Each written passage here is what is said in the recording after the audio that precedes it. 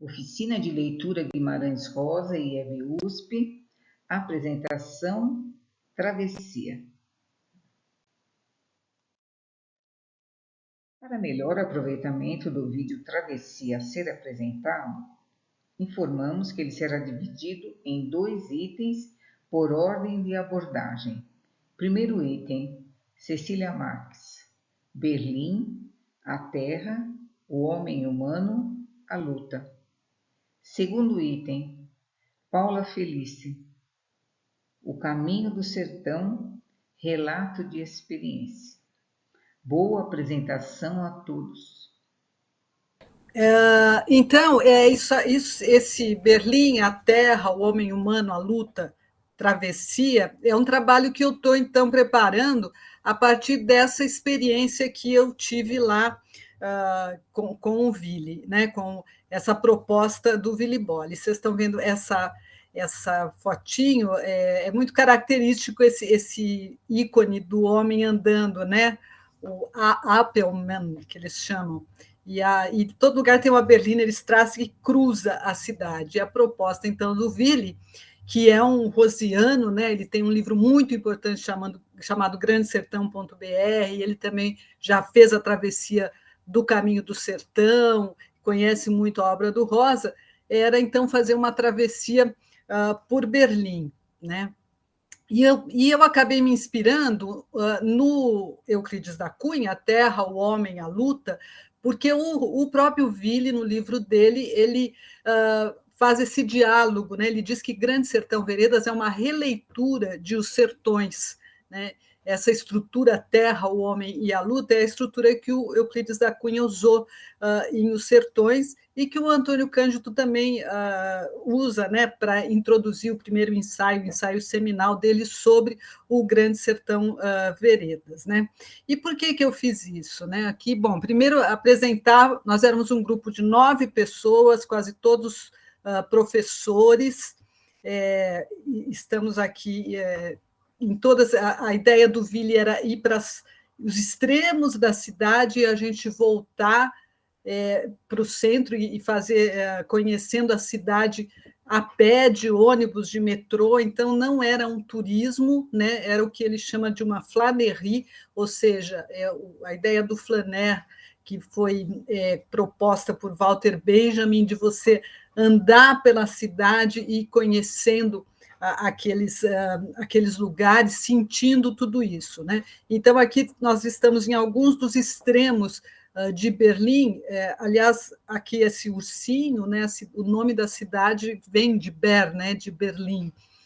O Willy aqui conosco.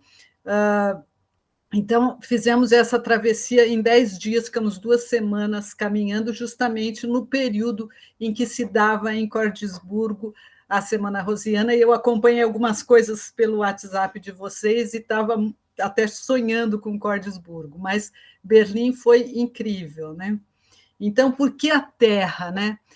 Vejam alguns momentos das nossas caminhadas, como é uma cidade como Berlim.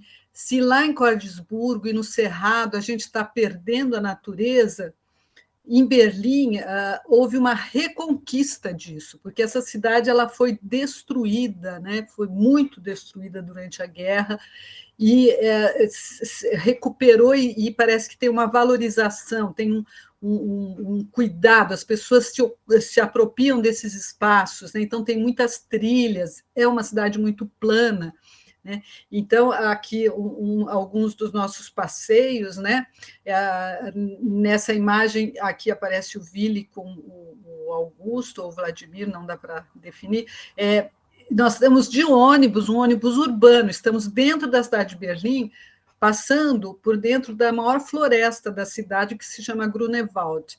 Então, é impressionante o tamanho dessa floresta, né? Um bosque assim incrível, exuberante. Não é uma natureza tropical, óbvio, né? É uma natureza diferente da nossa, mas há muita natureza na cidade. E essa foto aqui, com essa paisagem, nós somos diversos pontos bem altos da cidade, tudo dentro da cidade de Berlim, não saímos em nenhum momento da cidade de Berlim, E a visão que se tem, a cidade é cercada de verde, é muito, muito verde. Então, essa coisa da terra é muito, muito importante, essa natureza toda que se vive lá. Então, você começa a pensar, existe uma metrópole em que há muito verde, e que as pessoas defendem esse verde, se apropriam desse verde, e ele é mantido, né? Mesmo muitos lugares tendo sido recuperados após a guerra, né? Aqui, nós fomos no extremo da cidade, esse riozinho, o Willy nasceu em Berlim em 1944, e é uma periferia muito distante, porque era um lugar que estava sendo menos visado pelos bombardeios, né? Então, ele lembrava que ele tomou banho, nadava nesse rio, né? E, por outro lado, no centro de Berlim, tem o Tiergarten, que é esse grande bosque que é no centro de Berlim, é próximo ao Portão de Brandemburgo, próximo à Coluna da Vitória, é muito central. Aqui o Willy caminhando, então, pelo bosque, as pessoas caminham muito e usam muito essa natureza. Então, a gente vê que é viável, né? Existe uma cidade assim, com tantos parques, tanto verde, muito maior que o Central Park. Eu não conheço, eu não sou uma pessoa que tenha viajado tanto, mas assim, com tanto verde, chama atenção. Inclusive o cinturão verde em volta de Berlim, que a gente vê dos pontos altos. Então, isso foi uma coisa que me impressionou muito, né? O homem humano, eu tinha pensado em pôr o homem, né? Mas eu tinha depois posto só o humano, por causa dessa questão do gênero, mas eu mantive o homem humano, porque o rosa mesmo, então, quebra essa questão do gênero, né? É o homem humano, não é o homem masculino, é o homem humano. E o homem também aqui tem o Willy, né? Nós estamos aqui no nosso Rio Baldia, os dois a caráter, né? No dia 27 de junho, e o trajeto que o Willy propõe é a história dele entrançada com a história da cidade, que isso é muito rosiano, porque o Rosa faz isso, né? A história da pessoa, do indivíduo, né? As histórias dele, as ficções dele são sempre entrançadas com a história do lugar, né? E então aqui vocês têm a escola que ele fez o curso primário, que é nesse subúrbio de Tegel, né? Essa escola tem 100 anos. E ele trouxe para nós uma reprodução de um mapa que ele fez quando ele frequentava essa escola, quando era uma criança. Então, foi muito legal esse paralelo, né, entre a vida do Willy Bolle, que tem uma vida extraordinária, né? É um cara que nasce durante a guerra, a mãe dele trabalhava na fábrica de fazer armamento, aí consegue, no último mês de gravidez, se afastar para ele nascer, e ele passa a infância em todo esse período, né? Então, e vai junto com a história da Alemanha, né? Por outro lado, ainda nesse tema do homem humano, Berlim é uma cidade que, além da questão da natureza, ela tem a vida é muito facilitada, é muito, né? Você, por exemplo, você compra um ticket de transporte urbano e você simplesmente põe ele no bolso e anda com ele. Ele é válido por uma semana, um dia, um mês, enfim. E você entra e sai, não tem catraca nas coisas, nem no ônibus, nem no metrô, nem no trem. Esse bilhete, se alguém te abordar pedindo esse bilhete, você tem que mostrar ou você leva uma multa. Então, assim, e é um transporte extremamente capilarizado. Não há necessidade de você ter carro nessa cidade, né? Então, a gente usa muito. Nos pontos de ônibus, você tem quanto tempo vai demorar o seu ônibus, normalmente 2 minutos, quer dizer, é muito fácil andar por uma cidade que tem um transporte tão eficaz, né, tão bem estruturado, tão capilarizado, né, e com essa eficácia toda. E ainda há muita bicicleta, o pessoal anda muito, muito, muito de bicicleta. As pessoas vão trabalhar, vão estudar, enfim. E esse tipo de bicicleta em que eles põem as crianças, né? Se está chovendo, fecha. Então, eu registrei isso porque é uma cidade em que o humano está muito bem acolhido, né? Há muita oferta de bens públicos, né? Que funcionam muito bem. Bom, mas aí nós temos a luta também, né? A luta que é a história. Berlim é uma cidade memorial. A cada passo você depara com coisas que vão relembrar as lutas, as guerras, principalmente a Segunda Guerra, mas também outras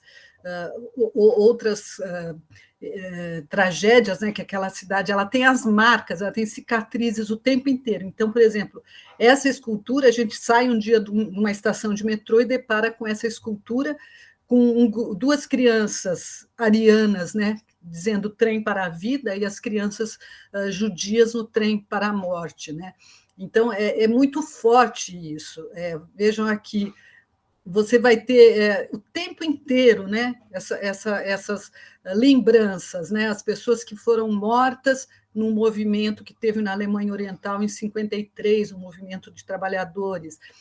Nesse textinho aqui, isso em pleno centro da cidade, de repente você está andando e depara com essa placa que conta a história da perseguição dos nazistas aos homossexuais, e assim, e sendo um pedido, não só um pedido de desculpas, mas uma bandeira de luta mesmo para que isso nunca mais aconteça. Isso está lá no meio da cidade. Esse monumento é muito grande também, é sobre os judeus, as vítimas, dos judeus vítimas do nazismo, né? E, por exemplo, no bairro africano, esse nome da rua era de um colonizador que era sanguinário, e o movimento negro consegue, então, pôr um nome de pessoas afrodescendentes, ou acho que são alguns de um reino da África, e eles mantêm. Esse aqui foi tirado por isso e aquilo, e você encontra na cidade muita informação sobre essas histórias. Então, é interessante porque normalmente se valoriza as vitórias, né? Os governos valorizam, fazem monumentos e enaltecem, né, as supostas vitórias. E em Berlim você está o tempo inteiro em contato com as derrotas, com as tragédias, com as guerras, né? Principalmente a questão do muro, que é mais recente, então você ainda encontra essa faixa no chão, né? Aqui estava dividida a Alemanha até 1989, né? E isso bem onde passou o muro, essa linda escultura aqui também isso faz parte da instalação, né? Que é trigo plantado, faz parte da escultura. Isso junto ao que foi o muro. Então aqui está o muro, aqui tudo que a torre de controle e todos, enfim, e esses memoriais são muito completos, né? A gente tem um contato físico com as dificuldades todas que esse povo passou. Mas isso foi o palco do quê? Da história do mundo ocidental no século XX, né? Então, eu fiquei muitíssimo impressionada com quanto a gente está exposto, né, aos horrores do que foi a guerra, do que foi a separação da Alemanha, do que foi o Muro de Berlim, as pessoas que morreram. É uma cidade memorial mesmo, é uma cidade que educa, né? A gente pensou nesse sentido, né, que seria muito interessante se sempre se pudesse educar, levar pessoas para verem tudo isso, né? Então, foi isso que eu preparei, e espero que vocês tenham aproveitado. Obrigada. Está aparecendo para vocês normalmente? Tá. Então que bom. Bom, então eu participei, né, do Caminho do Sertão, que o Paulo inclusive mencionou aí na sua fala, né, na sua apresentação. Então esse caminho, né, ele busca representar parte do caminho realizado por Riobaldo, né, e o bando rumo ao Liso do Sussuarão.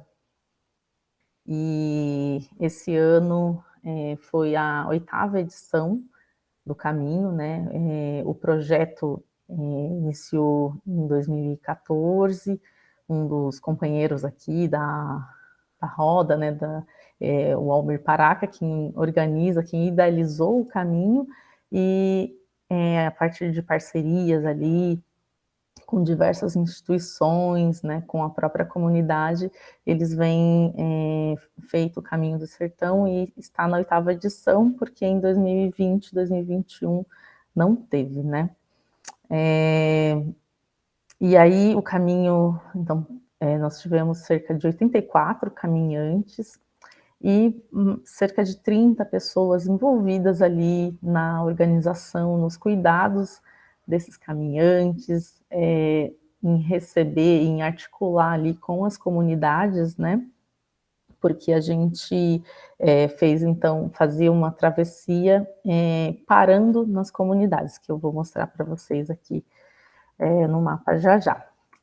O tema desse ano foi Terra em Transe, que faz alusão ao filme, né, do Glauber Rocha, mas também tem como música, né, inspiradora a Mortal Loucura. E aí eu não sei se, até mesmo porque no edital, né, tinha a música como essa marca dela sendo inspiradora deste ano, e em muitos momentos eu estava ali caminhando, né, caminhando sozinha, vinha muito da música, né, ali a questão, a terra, cuidados, mistérios, e tudo isso que a gente vai vendo na obra do Guimarães também, né.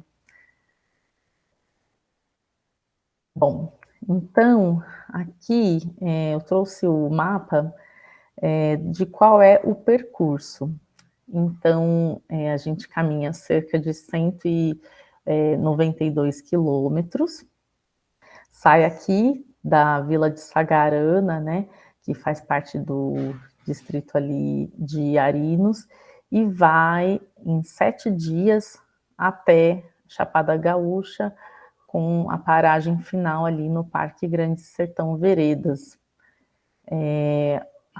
O caminho começou no dia 9 de julho e finaliza no dia 15. São 7 dias caminhando, e a gente, então, sai ali da comunidade Sagarana, que, de fato, é uma homenagem, né, ao primeiro livro do Guimarães, e aí a gente vai fazendo essas paragens. Eu não sei se vocês conseguem ver o mapa, se ele ficou pequeno ou não, né? Mas eu vou só comentar aqui rapidamente com vocês. Então, sai de Sagarana, aí a gente vai fazendo algumas paragens, né? Paramos em Morrinhos, paramos ali na Vila Bom Jesus, na Fazenda Menino, a gente passa aqui por Barra da Vereda da Aldeia, Serra das Araras, né, em Barro Vermelho, Buraquinhos, a gente passa pelo Vão dos Buracos, né, eu vi que o Paulo mencionou, né, na sua apresentação, que não existia, não viu, né, mas eu acho que você deve ter feito um outro caminho, um outro percurso, porque, assim, sair de Buraquinhos ali e passar pelo vão é algo, assim, muito mágico, né, porque o vão, ele é um grande canyon, né, acho que são mais de 30.000 hectares, então é gigante e é muito rico, muito rico. Inclusive, eu acho que a foto do slide anterior não, é no Morro do Fogo, não foi lá no vão, mas assim, ele existe sim, e é muito incrível fazer esse percurso, né? Inclusive porque o Paulo foi anotando bem, mas a gente enxerga muito da obra nesse caminho, seja com a descrição geográfica dos lugares, né, quanto nas falas, nas prosas, ouvir os barulhos que a gente ouve ali, né, no caminho, entender a linguagem das pessoas, né, das comunidades, e tudo isso está muito presente e é muito rico de se vivenciar. Desculpa, gente, a minha gata está miando. Bom, vou compartilhar algumas fotos com vocês, assim, do caminho. Eu quis trazer o seu Admiro, que é o nosso guia, ele é um dos guias ali, né, do caminho, e ele é quem faz a abertura, né, de caminhos. Ele fica na ponta ali da trilha, ele mora ali na comunidade de Sagarana, e ele sempre é quem abre a trilha e permanece ali nessa abertura. Então, imagina, eu sempre era das caminhantes que ficava ali no final, dando uma distância de 2 horas, né, dele, e ele foi uma das pessoas que abraçou ali a causa do caminho com o Paraca, e que segue, né? Então ele tem aí seus 73 anos, se eu não me engano, e ele segue, né, na continuança de guiar-nos, né? E ele vai contando as histórias, ele sabe de todas as plantas, né? Do barulho dos bichos, ele conhece muito bem, né? Todas a terra, e o quanto, e também da devastação que tem acontecido ali naquela região. Então, aí é uma pequena... Quis trazê-lo aqui, né? Nós tínhamos vários outros guias também que tinham uma preocupação muito grande, né, com a gente, no nosso cuidado, no nosso bem-estar, e também com o nosso contato com as comunidades, né, que a gente ficava hospedado na casa das pessoas, a gente ficava tendo contato ali, né, com as pessoas ali da região, né, sendo pessoas de diversos lugares do Brasil. Então, assim, foi muito bonito ver o cuidado de todos, né, o cuidado de todos com todos. Aí, é uma imagem, né, que foi bem chocante, assim, foi de quando a gente estava saindo ali de Sagarana, né, então a gente vê o agronegócio crescendo, né, e aí o caminho tem isso de começar, né, a gente sai ali, Sagarana, e vai até a gente chegar de fato a se conectar, ver muito mais o cerrado, assim, primeiro a gente vê um pouco da monocultura ali, né, então sai uma plantação de sorgo, que a gente vê ali logo no primeiro dia, e para mim foi um impacto grande, né, que a gente vai querendo já ver muito de natureza, mas não, né, o sertão também está sendo aí cada vez mais devastado, cada vez o agronegócio crescendo mais, e isso eu acho interessante, porque a caminhada, né, trilha sócio-ecoliterária, né, então a gente a gente não vai ver só o bonito, né, do sertão, a gente vai ver também o real, o concreto ali pelo caminho. Aí é uma imagem do rio Urucuia, que também é citada na obra, né, o Rio de Meu Amor, de Riobaldo, e é bem bonito, porque aí o rio Urucuia é o rio que a gente atravessa, né, para chegar em Morrinhos, e o pessoal do coletivo nos recebia, então, né, com uma serenata, né, nesse rio do amor. E aí, mais uma imagem, né, aí que é o diabo na rua, no meio do redemoinho, né, então também tinham essas intervenções para fazer para trazer os incômodos na gente, né, e não só os incômodos, mas também como o que é presente na obra, né, Guimarães. Essa é uma apresentação que teve de Lundum, em um dos quilombos, eu peço desculpas, eu não lembro o nome, então é dentro da Geodésia, né? As mulheres ali da região, se não me engano, mulheres ali de Serra das Araras, elas foram para fazer essa apresentação para a gente, foi algo muito bonito, muito rico, sabe, de se ver.